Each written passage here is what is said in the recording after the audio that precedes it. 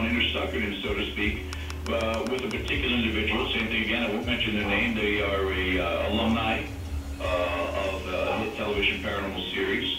That eventually there was a rumor about a suicide attempt. And we jumped on the opportunity to bring this individual on. And all it was a nice little marketing ploy for a new tour, which obviously fell to the wayside because they were not responsible. Now they're back in the news again because why? There were some derogatory statements made towards Mark Constantino about him. He deserves to burn in hell, kind of a scenario. And again, this is somebody who just craves the attention. There's nothing paranormal about what he did. There's nothing paranormal in his statement. It just really came down to, you know, listen to me because I've been on television and take notice again, and let me stir the pot. You know, there's enough reality shows out there, such as Survivor and Big Brother, where there's always that one individual that is hated, despised, and they seem to linger almost to the end of the show, only because it fuels the emotions of the viewers. Has it gotten to that point in time right now? I think it's like within the community, the size of the community that it is these days, yes, that we have several people that play them. Almost to a certain agenda at times on this show, I played that role as the skeptic.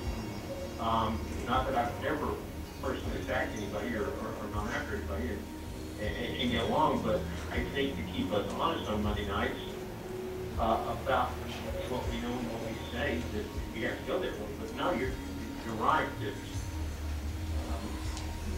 to me, and this is where I don't really insult or it'll come off as negative towards anybody in the community, because I respect everybody that's here tonight, that the paranormal field became more of a self-promoting, as we were talking about earlier, way to promote yourself, within the community, that I thought I'm seeing all of these people that have, you know, jumped on with other people that have been on television, you know, connections, have done this or done that. But today, I can't think of one person in the community that really, as far as evidence goes, or technology, or breakthrough in an investigating technique that we all talk about, besides Gary Galka, which we don't hear much about him, and we don't see him in a lot of these events, or I hear about him or see him on the radio shows or anything. Who else out there has those type of skills involved? They're not there. So what we have is we have television folks that everybody else seems to, you know, kind of gravitate towards. So until we start recognizing accomplishments for what they actually are, I don't see the community changing. Does that make sense? Yeah, it does make sense. But it makes sense of the lack of sense in this community. That's the thing that just drives me nuts about it, is because no guidelines, no strict rules, no rule book at all to every aspect of this field, you know, including people, teams that charge, teams that go in with their own personal demonologist and claim everything to be malevolent.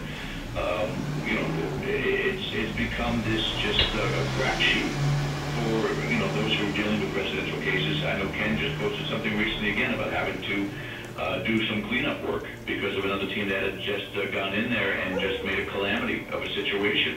It's gotten so out of control at this point in time. It's one of the reasons why I don't do residential cases anymore, as I stated before. Now, when I go to different locations, be coming up very, very soon here on the weekend of Andrew Perrin's birthday, going to the May Stringer House, very active place on the west coast of Florida, Brooksville, and I'm going there unarmed. I'm going there with really no equipment whatsoever. It's just about the personal experiences here. There's nothing that I could prove in this field. Anything that's brought forth is going to be ripped apart, torn apart anyway. No matter what you try to collect and what you try to project out there, as far as spirit contact, it's just it's never good enough. It's never clear enough, and it's never going to be a winning game as far as part of this so-called community. But you take a scenario, and I want to ask both, all three of you, really, this question also.